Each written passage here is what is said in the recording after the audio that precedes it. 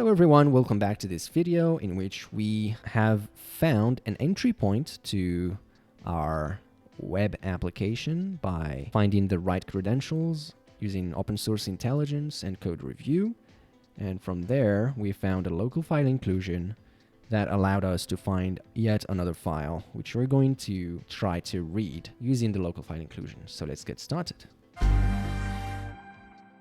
If you're interested in learning more about these techniques, if you are interested in pursuing an ethical hacker career, then I encourage you to head over to academy.thehackerish.com.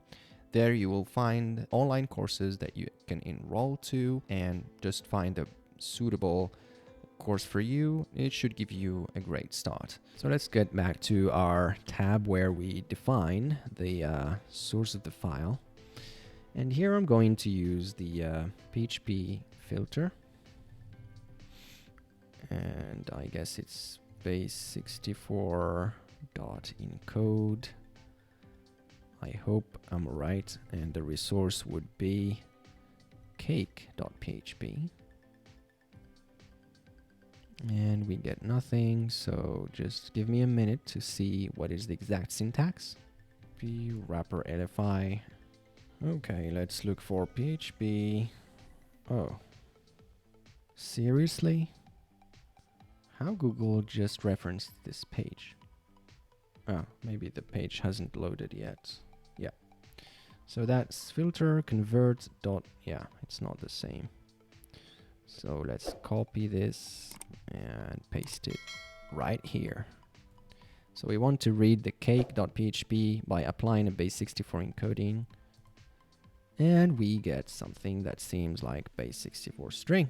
I'm going to select that string and I am going to paste it here. echo-n and pipe it to base64 decode and put it in a file called name.cake.php.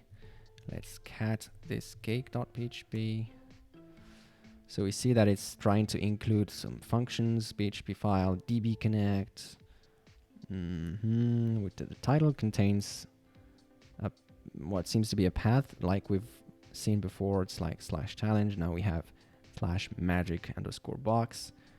And there is long way to go, dude.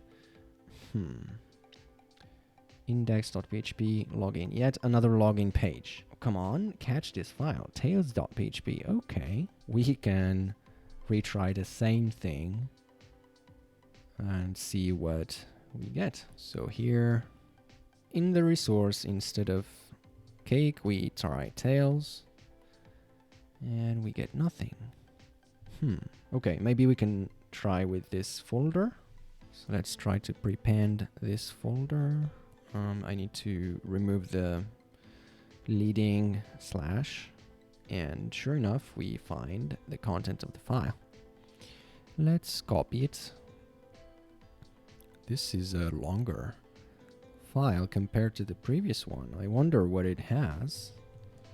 Cat echo-n base64 decode and put it in tails.php. Let's use less because that's a big file.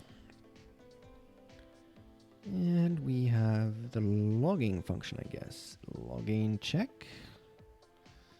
And then what do we have here? I guess it's the same form, the same logging feature that we've had before.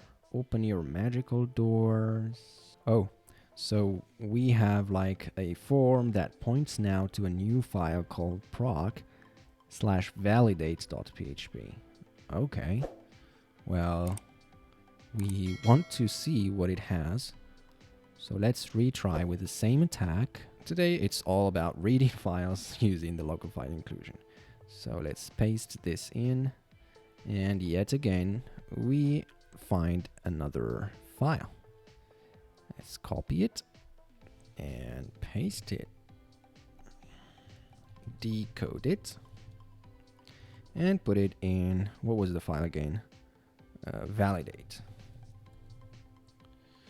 Okay, let's see what we have here. So if is set post email,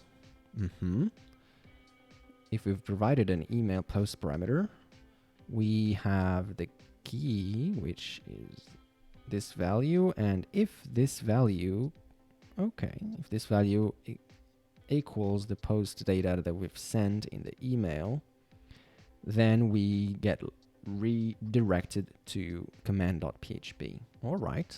Well, we can use that as our request. Let's try to directly get access to that file. That would be under challenge magicbox proc, and no, it's, what was the file again? Tails. And we land indeed on a page. So here we can use this key to try to log in. And authenticate. And yes, you are lead hack, sir. Keep your patience and proceed further. So we've been able to land, to authenticate to an internal web page and land on the command.php, which is accepting something here. Okay, how can we leverage this access? Well, this is what we're going to see in the next video, so stay tuned, subscribe, and hit the ring bell to be notified when the video goes live. As always, stay curious, keep learning, and go find some bugs.